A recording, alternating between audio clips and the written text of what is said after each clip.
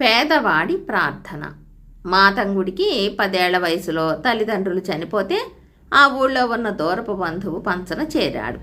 వాడు అమాయకుడని ఎరిగిన ఆ బంధువు వాడి చేత గొడ్డు చాకిరీ చేయించుకుని అర్ధాకలితో మార్చేవాడు. వాడి అవస్థ చూసిన పొరిగింటి భద్రయ్య ఒక రోజున వాడిని చాటుగా పిలిచి, ఒరే మాతంగం, ఎన్నాళ్ళు ఇలా బానిస బ్రతికి ఈడుస్తావు? ఇదే చాకిరీ మరెక్కడైనా చేస్తే నీకు కడుపు నిండా తిండి దొరుకుతుంది. ఈ ఊళ్ళో నీ బంధువును కాదని ఎవ్వరూ నీకు పనివ్వరు. మహిషాపురంలో నా చుట్టం వీరయ్య వద్దకు వెళ్ళు, ఆయన నీకు మంచి దారి చూపిస్తాడు అని సలహా ఇచ్చాడు. మాతంగుడు ఆ ఊరొదిలి మహిషాపురం చేరుకుని వీరయ్య ఇంటికి వెళ్ళి తన కథ చెప్పుకున్నాడు. వీరయ్య అతనితో, నేనంతగా ఉన్నవాణ్ణి కాను, కానీ మా భద్రయ్య పంపాడు కాబట్టి నిన్ను ఇంట్లో ఉంచుకుని కడుపు నిండా తిండి పెడతాను. రోజు నేను ఎక్కడ పని చేయమంటే అక్కడ పని చేయాలి, ఎవరిని డబ్బు అడగకూడదు అన్నాడు. మాతంగుడు అమాయకంగా తలాడించి వీరయ్య చెప్పిన దానికి సరేనన్నాడు. వీరయ్య మాతంగుడిని ఊళ్ళో కొందరిళ్లకు పంపి పనులు చేయించి ప్రతిఫలంగా డబ్బు తీసుకునేవాడు. మాతంగుడికి రోజు తిండి పెట్టేవాడే తప్ప దమ్మిడి కూడా ఇచ్చేవాడు కాదు. వీరయ్య తన చేత పని చేయించి డబ్బు సంపాదిస్తున్నాడని తెలియని మాతంగుడు సొంత ఊళ్ళోని బంధువు దగ్గర కంటే ఇక్కడే బాగున్నదని సంతోషించాడు. అలా కొన్నాళ్లు గడిచాయి. ఒకరోజున నిద్ర లేచేసరికి మాతంగుడికి ఒళ్ళంతా నొప్పులుగా అనిపించింది. వీరయ్యకు చెబితే, అలాగని పని ఎగవేస్తానంటే కుదరదు, నువ్వు పని చేస్తేనే నేను నీకు తిండి పెడతాను అన్నాడు. ఆ సమయంలో మాతంగుడికి ఆకలిగా కూడా లేదు. అందుకని వాడు ఆ రోజుకు పని చేయకూడదనుకుని నడవలేక నడుచుకుంటూ ఒక వైద్యుడింటికి వెళ్ళి తన బాధ చెప్పుకున్నాడు. వైద్యుడు వాణ్ణి పరీక్షించి, నీకు జ్వరం వచ్చింది, డబ్బిస్తే మందిస్తాను అన్నాడు. అయ్యా, నా దగ్గర డబ్బు లేదు, తమరిప్పుడు మందిస్తే నయమయ్యాక మీ ఇంట్లో పనిచేసి రుణం తీర్చుకోగలను అన్నాడు మాతంగుడు. వైద్యుడు అందుకు ఒప్పుకోక, నువ్వెవరింట్లో పనిచేసినా డబ్బు వీరయ్యకే ఇవ్వాలి, కాబట్టి నువ్విప్పుడు వీరయ్యనే అడిగి డబ్బు తీసుకునిరా అన్నాడు. వైద్యుడి మాటల ద్వారా వీరయ్య తన వల్ల ధనలాభం పొందుతున్నాడని మాతంగుడికి అర్థమయ్యింది. అతను వీరయ్య ఇంటికి వెళ్ళి వైద్యుడన్న మాటలు చెప్పాడు. మాతంగుడు తనను నిలదీస్తున్నాడని అనుమానించిన వీరయ్య కోపంగా, నేను నీకు తిండి పెడుతున్నానన్నానే తప్ప వైద్యం చేయిస్తాననలేదు, అయినా నువ్వు చేసే పనికి వచ్చే డబ్బు నీ తిండికే చాలదు, ఆ పైన రాత్రిపూట నిన్ను ఇంటి అరుగు మీద ఊరికే పడుకొనిస్తున్నాను కూడా అన్నాడు. ఇప్పుడు నాకు జ్వరం వచ్చింది, ముందు నాకు వైద్యానికి డబ్బు ఇవ్వండి, ఆ తర్వాత మీరెలా చెబితే అలా నడుచుకుంటాను అంటూ మాతంగుడు వీరయ్యను ప్రతిమాలాడు. కాని వీరయ్య ఏమాత్రం చెల్లించక, ఏదో పేదవాడినని జాలిపడి చేరతీశాను తప్ప నా వద్ద డబ్బేమీ మూలిగిపోవటం లేదు, ఊరికి ఎవరైనా సాయపడతారేమో వెళ్ళి నీ ప్రయత్నం నువ్వు చేసుకో అంటూ విసుక్కున్నాడు. మాతంగుడు తను పనిచేసిన ఒక్కో ఇంటికి వెళ్ళి డబ్బు అడిగితే ఒక్కరూ ఇవ్వలేదు.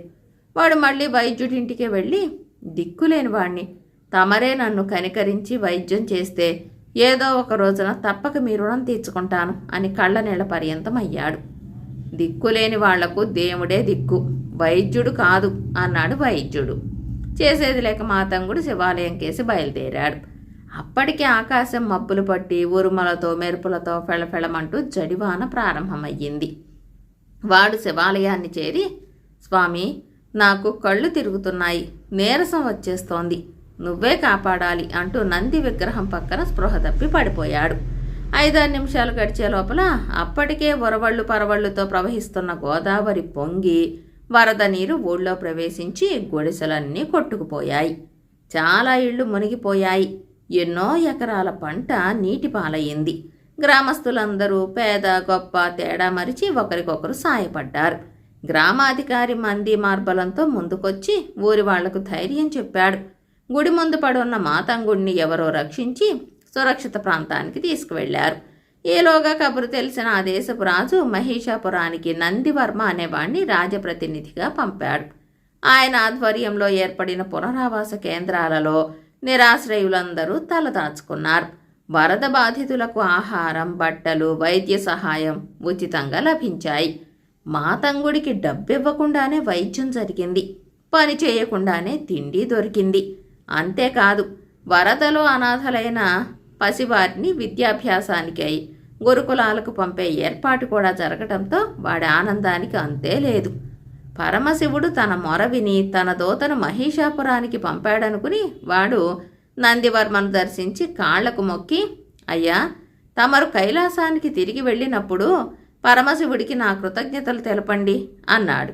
ఆ మాటలు అర్థం కాని నందివర్మ మాతంగుణ్ణి అడిగి వివరాలు తెలుసుకుని, నేను శివదూతను కాను, నీ వంటి అనాథలకు అసహాయులకు సాయపడమని మన దేశపు రాజు పంపగా వచ్చిన రాజప్రతినిధిని. మన రాజు మంచివాడు, ఆయన చల్లగా ఉంటే నీ బోటి వాళ్లకు మేలు జరుగుతుంది. నీవు పరమశివుణ్ణి నమ్మేవాడివైతే మన రాజుకు ఆయురారోగ్య ఐశ్వర్యాలు నిమ్మని ఆ దేవదేవుణ్ణి ప్రార్థించు అన్నాడు. వెంటనే మాతంగుడు 2 చేతులు జోడించి కళ్ళు మూసుకుని, దేవదేవా, నేనెక్కడి నుంచే నీకు నా ప్రార్థన వినిపిస్తున్నాను. ఈ దేశపు రాజు చాలా మంచివాడు, ఆయన్ను చల్లగా చూడు. ఆయన మా బోటి వాళ్లకు సాయపడేందుకు గాను ప్రతి ఊరుకు పట్టణానికి గంగమ్మను పంపి వరదల్లో ముంచెత్తు అన్నాడు గట్టిగా. అది విని నందివర్మ కోపంగా, మూర్ఖుడా, దేశానికి వరదలు రావాలంటావా? అదేం ప్రార్థన అంటూ గద్దించాడు. మాతంగుడు అమాయకంగా, అయ్యా, నేను జ్వరంతో బాధపడుతుంటే వైద్యుడితో సహా ఊళ్ళో ఎవ్వరూ నన్ను పట్టించుకోలేదు. వరద రాకపోతే నేను జ్వరంతో చచ్చిపోయేవాణ్ణేమో కూడా. కూడు గుడ్డ నీడ లేని పేదవాళ్లకు వరదల్లో పోయేదేమీ ఉండదు. రాజుగారిచ్చేదంతా మాకు లాభమే కదా. లాభం కోసం దేవుణ్ణి ప్రార్థిస్తే తప్ప అన్నాడు. నందివర్మ ముందు తెల్లపోయినా తర్వాత అసలు సంగతి గ్రహించి రాజధానికి వెళ్ళాక రాజుకు విషయం విన్నవించాడు. అది విన్న రాజు వరదల్లాంటి ఉత్పాతాలు వచ్చినప్పుడే కాక అన్ని వేళలా పేదలకు సాయపడే పథకాలను రూపొందించి అమలుపరిచాడు. మాతంగుడు అమాయకత్వం కొద్దీ చేసిన ప్రార్థన పుణ్యమా అని ఆ తర్వాత వచ్చిన పథకాల ఫలితంగా దేశ ప్రజలు సుఖ సంతోషాలతో జీవించారు. కథ సమాప్తం. భక్తి ఫలం. శ్రీనివాసపురం అనే గ్రామంలో వెంకయ్యదాసు అనే చర్మకారుడు ఉండేవాడు. అతడికి చెప్పులు కుట్టడంలో మంచి ప్రావీణ్యం ఉండేది. అంతకు మించి వృత్తిపై అమితమైన భక్తి ఉండేది. ఉదయం లేవగానే చెప్పులు కుట్టడానికి ఉపయోగించే పనిముట్లకు దండం పెట్టుకునేవాడు. వాటిని శుభ్రంగా తుడిచి పని ప్రారంభించేవాడు. వెంకయ్యదాసు భార్య చిన్నమ్మ అణుకోగలిగిన ఇల్లాలు, తిరుమలేశుని భక్తురాలు. చిన్నప్పటి నుంచి వెంకటేశ్వర స్వామిని గురించిన మహిమలు కథలుగా వినడం వల్ల ఒక్కసారైనా కొండకు వెళ్లి స్వామిని దర్శించి రావాలని కలలు కంటూ ఉండేది. ఆ సంగతి తరచూ భర్తతో చెబుతూ ఉండేది. కానీ తమ వంటి పేదలు అంత దూరం వెళ్లి స్వామిని దర్శించుకురావటం కష్టం అనిపించేది.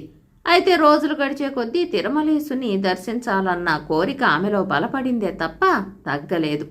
వెంకయ్యదాసు తనను ప్రాణప్రదంగా చూసుకునే భార్య కోరిక తీర్చడం తన ధర్మంగా భావించాడు. అయినా ఎంత కష్టపడ్డా అతడి సంపాదన రోజు గడవడానికి సరిపోతున్నదే కానీ దమ్మిడి మిగల్చలేకపోయాడు.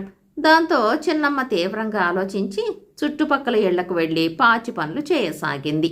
అది తెలిసిన వెంకయ్యదాసు ఎంతగానో నొచ్చుకుని, మన కుటుంబం జరుగుబాటుకు నా సంపాదన సరిపోతుంది కదా, నువ్వెందుకు పాచి పనికి వెళ్తావు, వద్దు అని వారించాడు. అందుకు చిన్నమ్మ, రేపు పిల్లలు పుడితే సంసారం పెద్దదవుతుంది, నా సంపాదన దాచి ఉంచితే అప్పుడు మనకు అంతగా ఇబ్బంది ఉండదు అని సర్ది చెప్పింది. ఏడాది తర్వాత చిన్నమ్మ తాను దాచిన డబ్బు లెక్కపెట్టి అది తమ తిరుమల ప్రయాణానికి సరిపోతుందని సంబరపడింది. ఆ సొమ్మును భర్త చేతిలో పెట్టి కొండకు వెళ్ళి స్వామిని దర్శించుకుని వద్దాం అన్నది ఉత్సాహంగా. భార్య పట్టుదలకు వెంకయ్యదాసు మురిసిపోయాడు. కొండకు వెళ్ళడానికి సమ్మతించాడు. అంతలో అతనికో సందేహం కలిగింది. భార్య దాచిపెట్టిన డబ్బు ఒకరికైతే తిరుమలకు వెళ్ళి రావడానికి సరిపోతుంది, ఇద్దరికైతే చాలదనిపించింది. ఆ మాట భార్యతో చెబితే, ఉన్న డబ్బుతో ఇద్దరం వెళ్దాం, మనం దర్శించటం స్వామికి ఆమోదమైతే ఆయనే మన తిరుగు ప్రయాణానికి సొమ్ము ఏర్పాటు చేస్తాడు అన్నది. ఆ సలహా వెంకయ్యకు నచ్చింది. మంచి రోజు చూసుకుని ఇద్దరూ తిరుమల ప్రయాణం కట్టారు. వెంకయ్యదాసు అప్పుడు కూడా తన పనిముట్లను మర్చిపోలేదు. ముఖ్యమైన చిన్న పనిముట్లను తీసి కళ్ళకద్దుకుని తన సంచిలో భద్రపరుచుకుని మరీ బయలుదేరాడు. కొన్ని రోజుల ప్రయాణం తర్వాత ఆ దంపతులు తిరుపతి చేరుకుని కొండెక్కి ఆలయాన్ని సమీపిస్తూ ఉండగా తిరుచానూరు జమీందారు కాలినడకన స్వామి దర్శనానికి వెళ్తూ ఉండటం కనిపించింది. సేవకులు ఆయన మీద ఎండ పడకుండా గొడుగు పడుతున్నారు. అంతలో జమీందారు కాలి చెప్పు ఒకటి తెగింది. మరో జత చెప్పులు సిద్ధంగా ఉంచనందుకు ఆయన సేవకుల మీద మండిపడ్డాడు. ఆ దృశ్యం చూసిన వెంకయ్య జమీందారును సమీపించి దండం పెట్టి, అయ్యా, ఒక్క క్షణంలో తమ చెప్పు బాగు చేస్తాను అని వంగి వెంట తెచ్చిన సంచిలో నుంచి పెద్ద సూది దారం తీసి జమీందారు పాదం బయటకు తీయకుండానే ఒడుపుగా తెగిన చెప్పును కుట్టాడు. అతని నైపుణ్యానికి జమీందారు సంతోషించాడు. అదే సమయంలో అటుగా వచ్చిన జమీందారు బంధువు ఒక ఆయన జమీందారును చూసి, ఆహా, మీరింకా ఇక్కడే ఉన్నారా అంటూ పలకరించాడు. ఆ తర్వాత జమీందారు బంధువు ఆ మాట ఈ మాట మాట్లాడుకుంటూ ఆలయం కేసి నడవసాగారు. వారి వెనకగా స్వామి సన్నిధికి చేరిన వెంకయ్యదాసు దంపతులు స్వామి దర్శనం చేసుకుని తమ జన్మ ధన్యమైందని పరమానందం చెందారు. ఆలయంలో పెట్టిన ప్రసాదంతో కడుపు నింపుకుని వెలుపలికి వచ్చారు. అప్పటికి వాళ్ళు తెచ్చుకున్న డబ్బు దమ్మిడీ లేకుండా ఖర్చయిపోయింది. ఇక ఊరు చేరటం ఎలాగా అని ఆలోచిస్తూ ఉండగా వెంకయ్యదాసు చెప్పు బాగు చేసిన జమీందారు సేవకులు ఇద్దరూ అక్కడికి వచ్చి వాళ్లను గుర్తించి, మీరెక్కడున్నారా, మీకోసమే వెతుకుతున్నాం, జమీందారు గారు రమ్మంటున్నారు రండి అంటూ వాళ్లను జమీందారు వద్దకు వెంట పెట్టుకుని వెళ్ళారు. బంధువు కనిపించడంతో మీ సంగతి మర్చి వెళ్ళిపోయాను. ఇంతకు మీ దేవురు, స్వామి దర్శనానికి ఎంత దూరం నుంచి వచ్చారేంటి అని పరామర్శించాడు జమీందారు వాళ్లను ఆప్యాయంగా. ఆ దంపతులు తమ చిరకాల వాంఛ తీరటం గురించి వివరంగా చెప్పారు. అంతా విన్న జమీందారు చాలీ చాలని డబ్బుతో తిరుమలేశుని దర్శనం కోసం ఎంత దూరం వచ్చారన్నమాట. మీ భక్తి మెచ్చదగింది. స్వామి దర్శనానికి బయలుదేరినప్పుడు కూడా వృత్తి మీద భక్తితో పనిముట్లను వెంట తెచ్చుకున్న నువ్వు ప్రత్యేకంగా మెచ్చదగిన వాడివి వెంకయ్య. వృత్తి మీది భక్తి దైవభక్తితో సమానం కదా. నీలాంటి వాడికి మంచి భవిష్యత్తు ఉంటుంది. నీ వృత్తిని అభివృద్ధి చేసుకోవడానికి కావలసిన పెట్టుబడిని నేనిస్తాను అని వెంకయ్యదాసును మెచ్చుకుని కొంత డబ్బుతో పాటు విలువైన కానుకలిచ్చి భోజనం పెట్టి వాళ్లను సాగనంపాడు. స్వగ్రామానికి తిరిగి వెళ్లిన వెంకయ్యదాసు దంపతులు జమీందారు ఇచ్చిన డబ్బు పెట్టుబడిగా ఒక చిన్న దుకాణాన్ని మరికొన్ని పరికరాలను కొనుక్కున్నారు. నాణ్యమైన చెప్పులు తయారు చేసి అమ్మటం మొదలు పెట్టడంతో వాళ్ళ ఆదాయం కూడా పెరిగింది. చిన్నమ్మ, చూసారా ఆ స్వామి మహిమ? ఆయన మనల్ని తన వద్దకు రప్పించుకుని మీ వృత్తి మీది భక్తికి కానుకగా మనకెన్ని సౌకర్యాలు సమకూర్చాడో అన్నది భక్తితో. వెంకయ్యదాసు భార్య మాటలకు అవునన్నట్లు సంతోషంగా చేతులు జోడించి దేవుడికి కృతజ్ఞతలు చెప్పుకున్నాడు. కథ సమాప్తం. బేతాళ కథ. వృత్తి ప్రేమికుడు. పట్టువదలని విక్రమార్కుడు చెట్టు వద్దకు తిరిగి వెళ్ళి చెట్టుపై నుంచి శవాన్ని దించి భుజాన వేసుకుని ఎప్పటిలాగే మౌనంగా శ్మశానం కేసి నడవసాగాడు. అప్పుడు శవంలోని బేతాళుడు, రాజా, నువ్వు ఇంత అర్ధరాత్రి వేళ భీతి గొలిపే ఈ శ్మశానంలో ఎలాంటి జటిల కార్యాన్ని సాధించటానికి ఇలా కఠోర శ్రమ పడుతున్నావో నాకు అర్థం కావటం లేదు. అయితే ఒక్కొక్కసారి కార్యసాధన తర్వాత ఆశించిన దానికి భిన్నంగా ఫలితం ఎదురవుతుంది. ఇందుకు ఉదాహరణగా నీకు చక్రి అనేవాడి కథ చెబుతాను, శ్రమ తెలియకుండా విను అంటూ ఈ విధంగా చెప్పసాగాడు. ఒకానొకప్పుడు భోగపురంలో శ్రీకాంతుడనే రత్నాల వ్యాపారి ఉండేవాడు. ఆయనకు 3 కొడుకులు. పెద్దవాళ్ళిద్దరూ తండ్రికి వ్యాపారంలో చేదోడు వాదోడుగా ఉంటూ సమర్థులు అనిపించుకున్నారు. చివరివాడు చక్రి కూడా తెలివైనవాడని బుద్ధిమంతుడనే పేరు తెచ్చుకున్నాడు. కానీ సాహిత్యం అంటే ఇష్టమున్న అతడికి ఇంకా వ్యాపార వ్యవహారాల పట్ల ఆసక్తి పుట్టలేదు. ఆ ఊరి ప్రముఖ పండితుడు బ్రహ్మివర్మ ఇంట్లో ప్రతిరోజు సాయంత్రం కావ్యగోష్ఠి జరిగేది. దానికి ఆడ మగ అంతా వచ్చి ఎన్నో అంశాలను కూలంకుషంగా చర్చించేవారు. చక్రి తరచుగా అక్కడికి వెళ్ళి ఆ చర్చల్లో పాల్గొనేవాడు.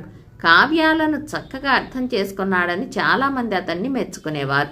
అలా ఒక రోజున అతన్ని విమల అనే ఒక అందమైన యువతి కూడా మెచ్చుకుంది.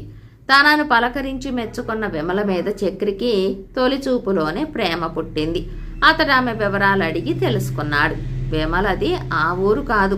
ఆమె తండ్రి వీరాంగుడు మోహపురంలో ప్రముఖ వ్యాపారి.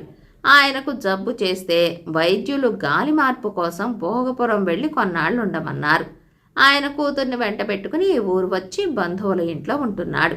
ప్రతిరోజు విమల, చక్రి బ్రహ్మివర్మ ఇంట్లో సాహిత్య చర్చలు చేస్తూ మధ్య మధ్య స్వంత విషయాలు మాట్లాడుకునేవారు.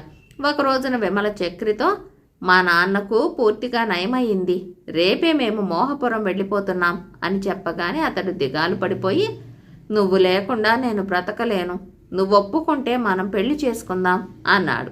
విమల సిగ్గుపడి, గొప్ప రత్నాల వ్యాపారి కొడుకువి, నీతో పెళ్ళంటే మా నాన్న తప్పక ఒప్పుకుంటాడు, నువ్వు మీ పెద్దల్ని తీసుకుని మోహపురం రా అనేసి వెళ్ళిపోయింది.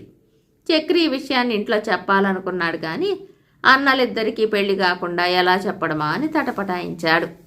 ఈలోగా చక్రి తండ్రి శ్రీకాంతుడు ఏదో పని మీద ధ్రువపురం అనే దూరపు టూరు వెళ్ళాడు.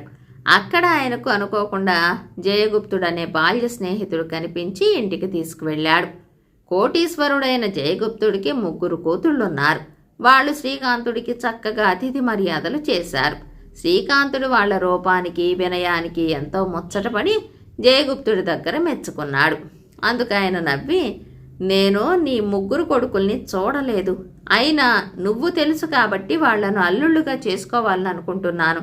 నువ్వు నా కూతుళ్లను చూసి నచ్చారన్నావు, ఉత్తినే కబుర్లెందుకు, మరి వాళ్లను కోడళ్ళుగా చేసుకుంటావా అని అడిగాడు.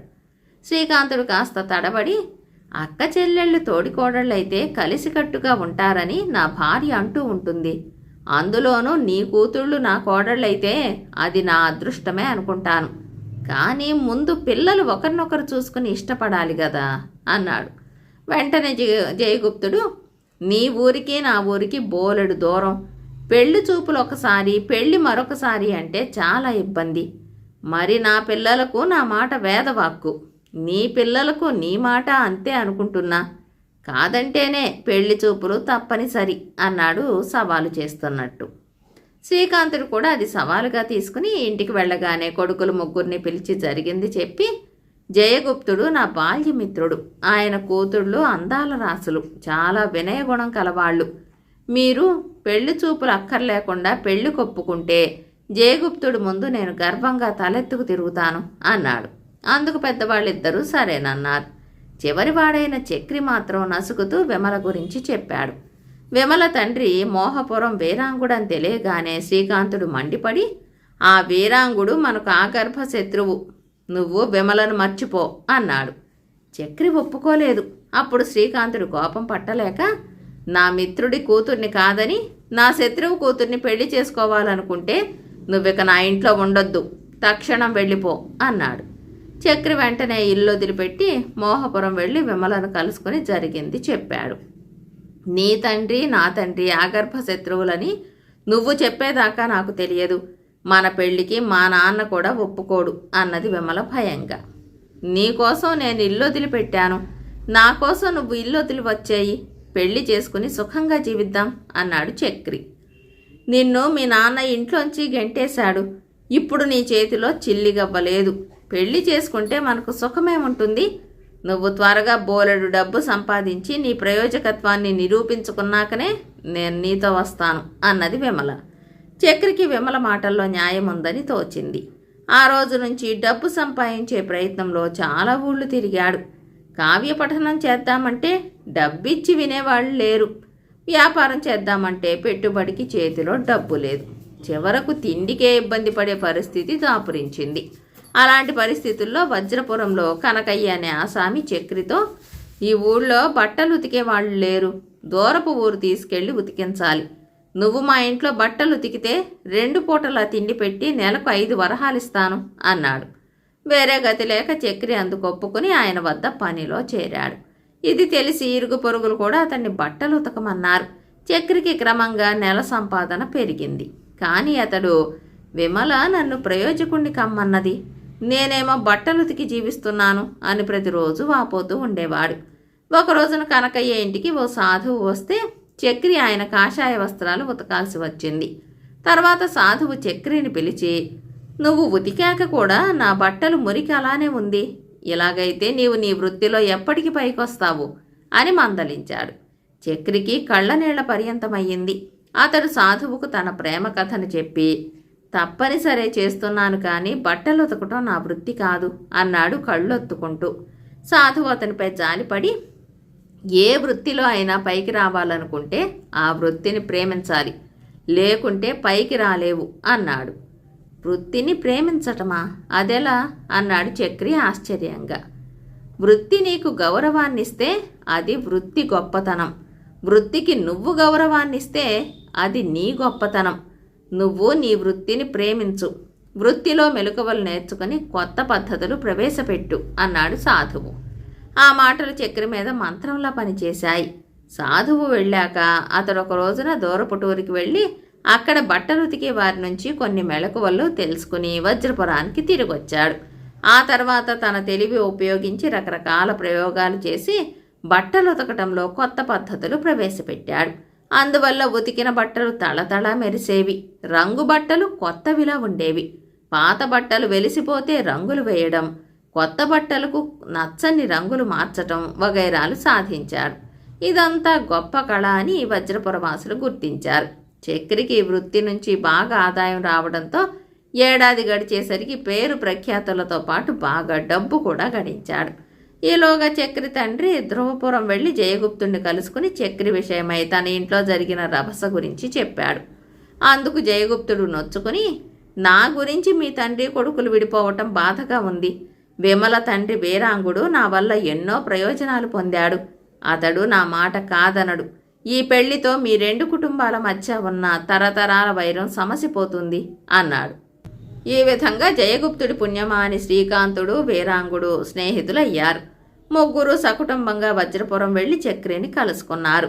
చక్రి తన కథ అంతా వాళ్లకు చెప్పాడు. అప్పుడు తల్లి అతడితో, నువ్వు స్వయం కృషితో ఇంతవాడివైనా నీ వృత్తి మాకు నచ్చడం లేదు, ఏమాత్రం సంతోషం కలిగించేదిగా లేదు. నువ్వు రత్నాల వ్యాపారి బిడ్డవు అని వాపోయింది. ఇదంతా చూస్తున్న విమల విసురుగా చక్రిని సమీపించి, నువ్వు కాయకష్టం చేసి బ్రతికే వృత్తిని చేపట్టడం నాకు చిన్నతనంగా ఉంది. ఈ వృత్తిని వదలకపోతే నిన్ను పెళ్లి చేసుకోను. నేను నీకు కావాలో అక్కర్లేదో తేల్చుకో అన్నది. చక్రి ఆమె వంక కోపంగా చూసి, అయితే నా నిర్ణయం విను. నాతో పాటు ఈ వృత్తిని గౌరవించే అమ్మాయినే నేను పెళ్ళాడతాను, కానీ నిన్ను మాత్రం చేసుకోను అన్నాడు.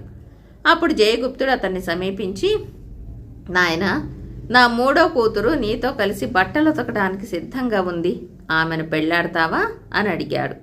ఆ మాటలు వింటూనే చక్రి జయగుప్తుడి పాదాలంటి నమస్కరించి, మీ అమ్మాయిని పెళ్ళాడటం నా అదృష్టంగా భావిస్తాను అన్నాడు. బేతాళుడు ఈ కథ చెప్పి, రాజా, చక్రి తను ప్రేమించిన విమల కోసం ప్రముఖ రత్నాల వ్యాపారి అయిన తండ్రిని కుటుంబాన్ని వదిలి తిండి కోసం నానా ఇబ్బందులు పడినవాడు. సాధువు చెప్పిన హితవు కారణంగా బట్టలుతికే వృత్తిని స్వీకరించి అందులో బాగా డబ్బు గడించాడు. అతడు ప్రేమించిన విమలకు అతడి వృత్తి చిన్నతనంగా తోచింది. ఆ వృత్తిని మానేస్తే అతన్ని పెళ్లి చేసుకుంటానన్నది. అతడు ఆమె కోరినట్టే బట్టలుతికే వృత్తిని వదిలి తండ్రితో కలిసి రత్నాల వ్యాపారిగా సుఖపడవచ్చు కదా. అతడలా చేయక విమల ప్రేమను ఎందుకు నిరాకరించాడు? అతడి నిర్ణయం వివేకవంతంగా లేదు కదా. ఈ సందేహాలకు సమాధానం తెలిసి కూడా చెప్పకపోయావో నీ తల పగిలిపోతుంది అన్నాడు.